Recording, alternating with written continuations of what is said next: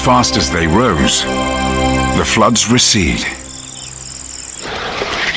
It's a good time for scavengers. Griffon vultures have found a dead rhino. The stench is overpowering, but this tiger has sniffed out an opportunity. Why waste energy hunting when such a feast is here for the taking?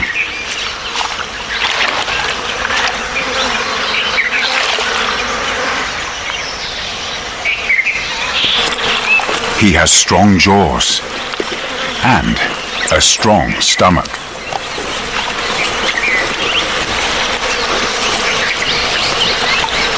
Though it can be devastating, the monsoon is also a provider, and it is about to make its greatest gift.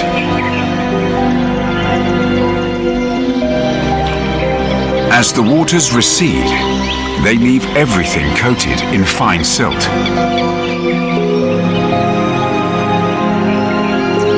Like a sprinkling of magic dust, it is this that creates fertility and new life. Kazaranga's elephant grass grows to over 5 meters. All along the Brahmaputra, it's the same story. Downstream in Bangladesh, monsoon floods cover up to 70% of the entire country.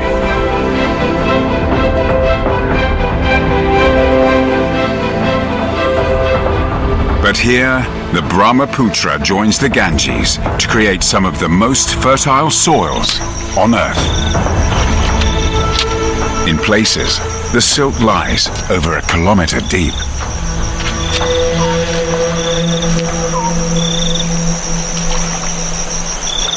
By October, the days are shortening, the air cools, and the monsoon rains come to an end.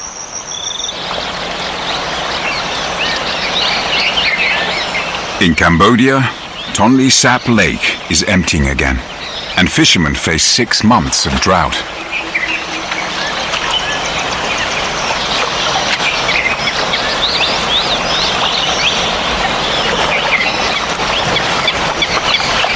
Tola has been fishing on the River Sap every day for the past few months. But with such a vast area for fish to hide, their catches have been modest.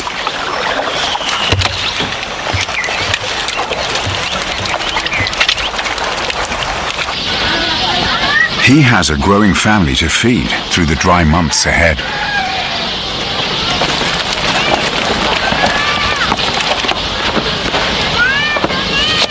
So they preserve the catch by making prahok, a kind of fish paste. It helps, but it won't be enough.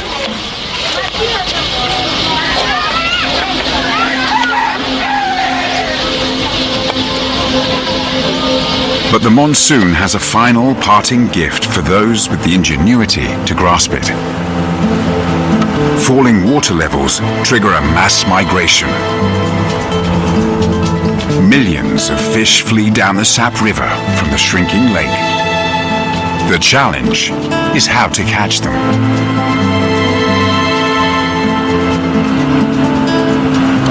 Enormous nets are erected for this one fleeting event.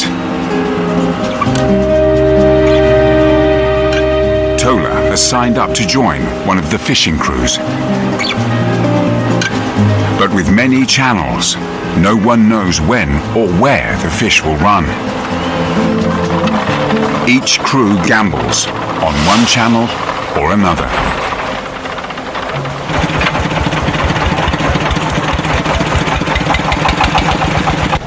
Tola must hope he has joined the right team.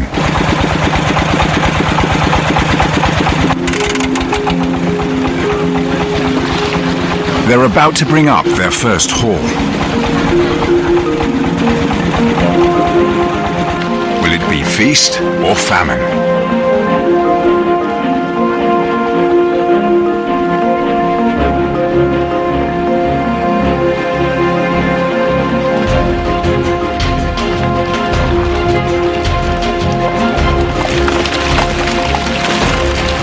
a ton of fish.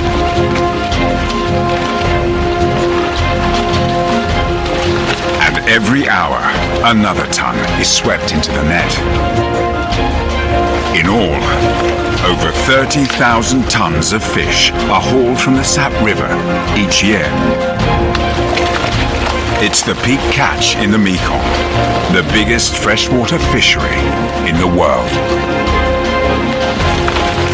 It's so important for Cambodia that their word for fish is also their name for money.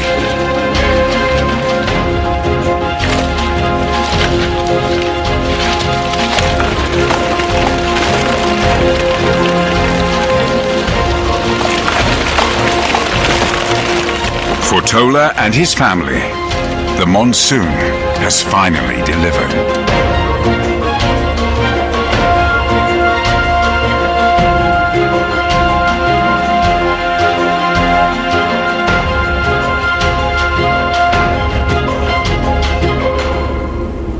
The rains that were blown in from the ocean 5 months ago finished their journey back where they started.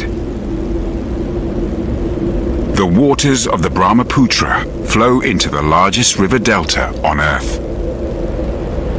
Plumes of sediment wash hundreds of kilometers out to sea, where they seed one final monsoon bonanza.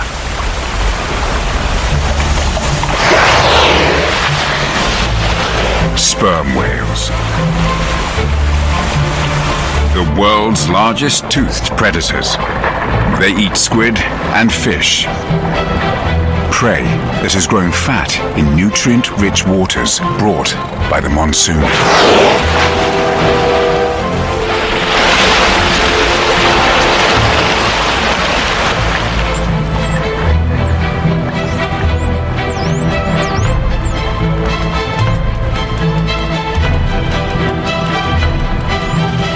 But even sperm whales are dwarfed by the largest animal that's ever lived.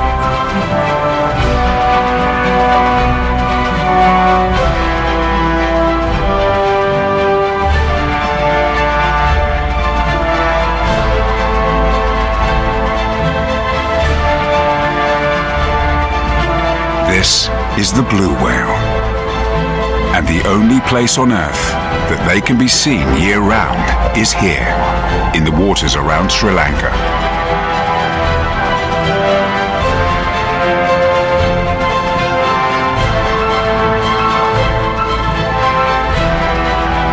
Waters that are fertile thanks to the monsoon, the destroyer and giver of life, from tiny mosquitoes to the giants of the deep.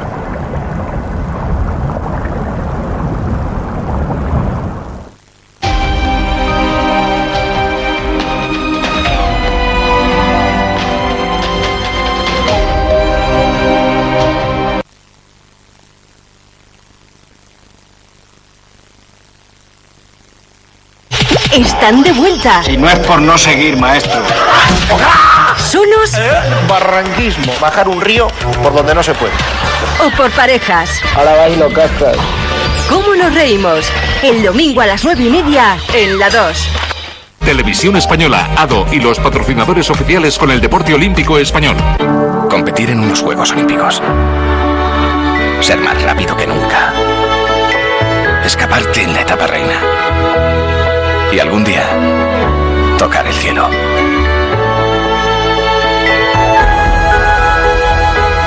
Loterías con el deporte. Del 300 y pico del mundo que empecé en un año, ya llegué al 130. Ahí ya piensas, ¿no?, en que puedes ya dedicarte a esto. 2017 fue el año de la consagración de Pablo Carreño Busta. El tenista asturiano repasa su trayectoria y desvela sus próximos objetivos. Objetivo Tokio, el jueves en Teledeporte y el domingo en 24 horas. Movistar te abre la puerta a un mundo de fantasía. Repleto de aventuras, amistad, imaginación y diversión para toda la familia. Abre tu vida a la magia de Movistar Disney. Movistar. Televisión Española, ADO y los patrocinadores oficiales con el deporte olímpico español. Cuando sientes miedo mucho tiempo, Es que el miedo acabe.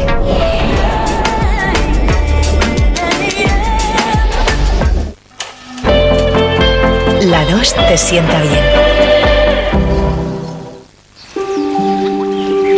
An alluvial forest in Germany, shaped by water. A mysterious microcosm full of unusual creatures. Fungi sprout here and explode. Glistening drops of water are certain death for insects. Gaudy punks live here, and flying jewels catch fish. A paradise for gluttonous caterpillars and eccentric beetles. A magic wonderland underwater too.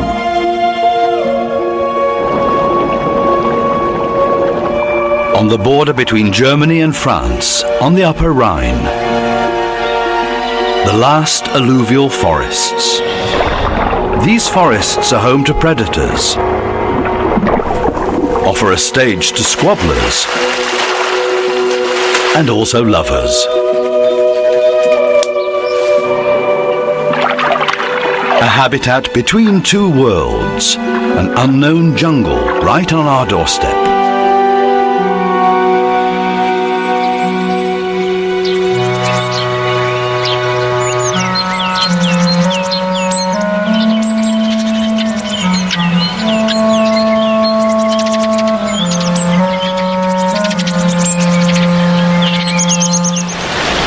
The Rhine as we barely know it.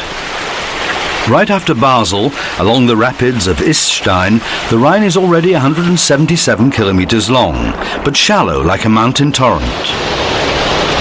The strong current keeps the river from forming ice in the winter. This dipper can feed during the winter time on insects in the water.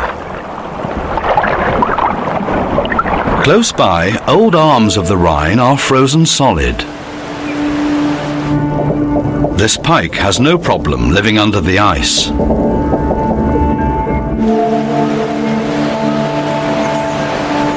Most of the leaves of the aquatic plants have died off. But plenty of oxygen flows through the reed stalks and cattails into the water. Sometimes the areas around the reeds will not freeze. And that's where the bittern will hunt. The animal needs more energy during the winter months in order to keep its body temperature at a certain level. It's more difficult to find food now. Frogs are in their dormancy. There are very few insects now, or nests that could be plundered. Along the edge of the reeds there might be a chance.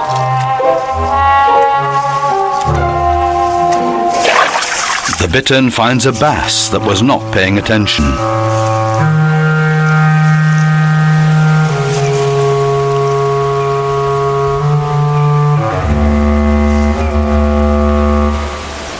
Once spring has arrived, this glissade will be finally over. And the melting ice offers great entertainment to curious crows. Right up to today, the rapids of Istein give us an impression of what the ancient Upper Rhine might have once looked like, full of rapids, gravel banks.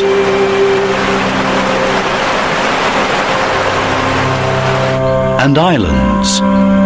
In 1700, the river would still continuously change its course around here.